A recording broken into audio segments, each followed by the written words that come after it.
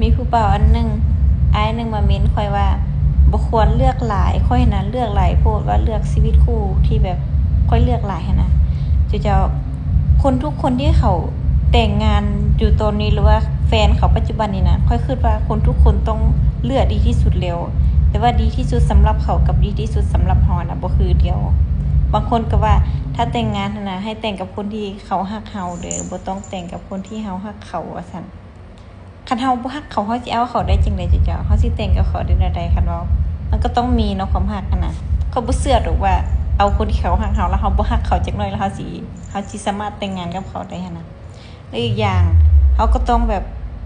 เวลาเฮามีชีวิตคู่กับผู้ใดผู้หนึ่งหรือว่าแต่งงานกับผู้ใดผู้หนึ่งหั่นน่ะชีวิตเฮาก็ต้องดีขึ้น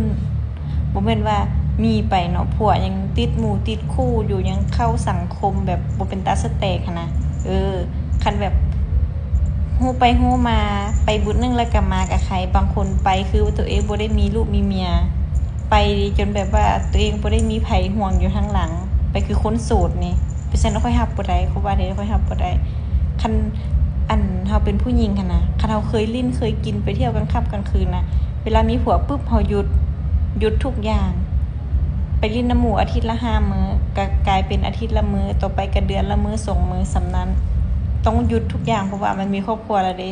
แต่บางคนนะผู้ชายนะฮู้ว่ามีเมียมีครอบผูกมัดอยู่เฮือนแล้วในแห้งไปแล้วแห้งบ่ฮู้จักกลับยาวกลับเฮือนโทรนำให้รำคาญว่าอันบ่เอาหมู่บ่เอาคู่หมู่คู่จูบกินเหล้ากินเบียร์นำกันก็ว่าแบบบ่เอาหมู่บ่เอาคู่ได้เมียมาแล้วเป็นอันนี้แนวนั้นเขาบอกว่าอันนี้แหละอุ๊ยผู้ชายก็แบบยันเสียหน้าเด้เนาะด่าเมียโอ๊ยเว้าให้ลูกให้เมียจังซั่นจังซี่ไปซะแล้วเขาเห็นหลายๆคนอ้อมข้างค่อยน่ะหมู่ค่อยทุกคนก็เอาผัวเมียก็บ่ได้มีความสุขทุกคนเด้อเจ้า100คน10คน20คนหั่นน่ะมันก็จะมีเนาะผู้เจอผู้ผัวดีก็ดีไปเจอผู้เป็นตาเป็น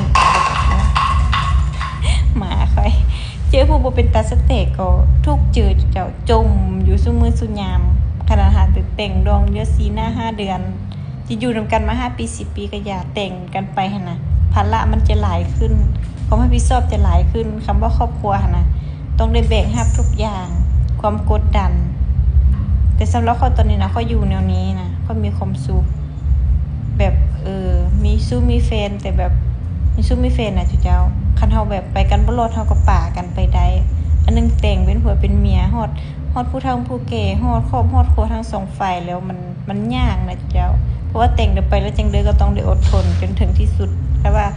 อดทนจนถึงที่สุดแล้วไปกันบ่ได้ก็ต้องแยกย้ายกันคือ